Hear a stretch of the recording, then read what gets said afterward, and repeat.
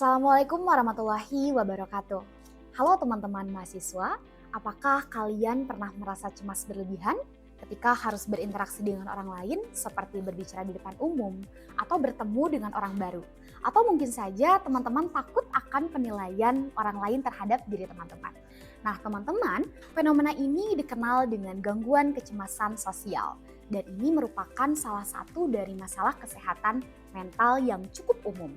Nah, dalam video kali ini kita akan membahas lebih dalam mengenai gangguan kecemasan sosial serta bagaimana teori I and Me dari George Herbert Mead bisa memberikan wawasan untuk memahami fenomena ini. Baik teman-teman, sebelumnya perkenalkan nama saya Hurnisa. Saya merupakan mahasiswa sosiologi di UIN Bandung dan kali ini saya akan mengajak teman-teman untuk mengupas lebih dalam topik ini dalam segmen Subkupas kali ini. Baik teman-teman sekalian, gangguan kecemasan sosial adalah kondisi di mana seseorang merasa cemas berlebihan tentang interaksi sosial dan takut akan penilaian negatif dari orang lain.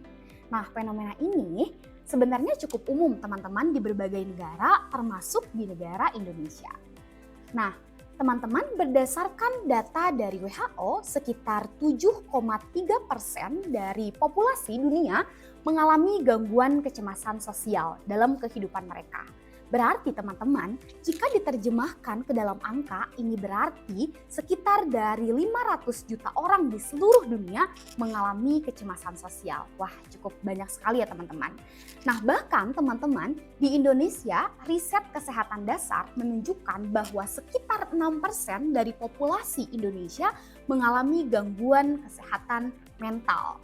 Nah, mereka ini teman-teman yang termasuk di dalamnya gangguan kecemasan sosial. Data ini berarti teman-teman menggambarkan bahwa gangguan kecemasan sosial bukanlah fenomena yang terisolasi, tetapi masalah yang cukup luas dan dapat mempengaruhi kehidupan sosial dan produktivitas individu teman-teman. Coba teman-teman bayangkan seorang mahasiswa yang memiliki kecemasan sosial, ia harus mempresentasikan tugas di kelas gitu, di depan kelas. Namun saat hendak berbicara, ia merasa cemas berlebihan. Ia berpikir, apakah teman-teman saya akan menilai saya bodoh? Atau apa yang saya katakan ini merupakan suatu hal yang konyol gitu teman-teman. Nah ini semua teman-teman, ketakutan ini membuat kesulitan untuk berbicara dengan percaya diri. Bahkan teman-teman terkadang ya, ia memilih untuk tidak berpartisipasi sama sekali. Meskipun ia tahu teman-teman bahwa penting untuk perkembangan akademiknya. Nah sebenarnya teman-teman, mengapa sih kecemasan seperti ini bisa terjadi? Nah salah satu cara untuk memahami hal ini adalah dengan merujuk pada teori I and Me dari George Herbert Mead. Dalam buku Mind, Self, and Sociality, Mead menjelaskan teman-teman bahwa diri individu dari kita ini terdiri dari dua aspek. Apa coba teman-teman? Nah yang pertama itu adalah I dan yang kedua adalah Me. I itu apa teman-teman? I ini adalah bagian dari diri kita yang spontan, bebas, dan kreatif teman-teman. Nah dan I ini teman-teman bertindak berdasarkan dorongan internal tanpa terlalu memikirkan penilaian orang lain. Ini adalah ekspresi diri yang autentik dan tidak terpengaruh oleh norma sosial teman-teman. Sedangkan yang kedua apa tadi teman-teman? Yang kedua adalah Me. Me adalah bagian dari diri kita yang terbentuk melalui interaksi sosial. Me ini teman-teman mencakup bagaimana kita melihat diri kita melalui pandangan orang lain. Apa yang mereka pikirkan, harapan sosial, dan norma yang berlaku di masyarakat. Me ini adalah aspek yang lebih terkontrol dan cenderung menjaga keselarasan dengan ekspektasi sosial teman-teman. Ketika seseorang mengalami gangguan kecemasan sosial, mereka ini teman-teman cenderung lebih terfokus pada me, yakni bagaimana orang lain akan menilai mereka.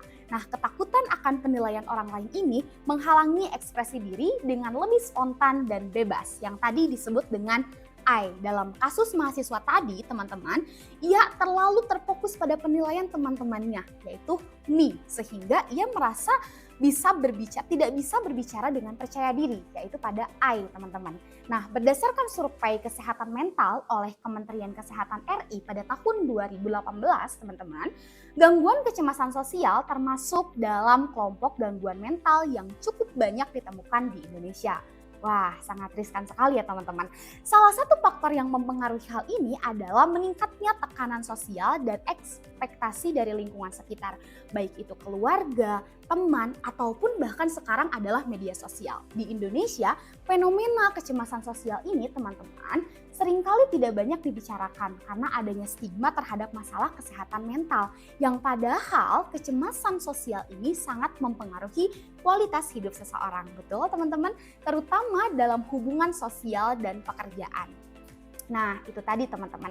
Nah, gangguan kecemasan sosial yang tidak dikelola dengan baik, teman-teman, dapat menyebabkan dampak yang negatif seperti isolasi sosial, depresi, dan gangguan fisik seperti insomnia dan masalah pencernaan. Wah, sangat luar biasa sekali ya teman-teman.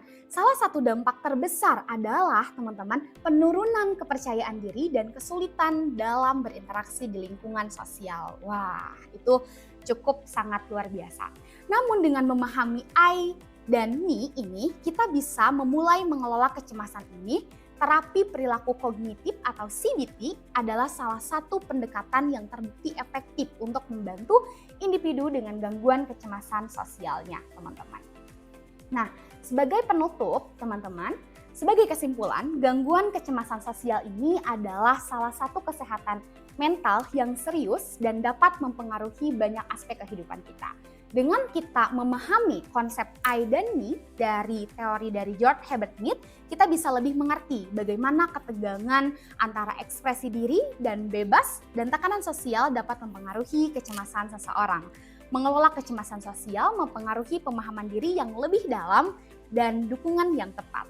Baik teman-teman, saya berharap video ini bisa memberikan wawasan baru bagi kalian semua. Dan jika halnya ada yang masih ingin didiskusikan, teman-teman bisa langsung mengisi di kolom komentar. Terima kasih telah menonton dan sampai jumpa di video berikutnya.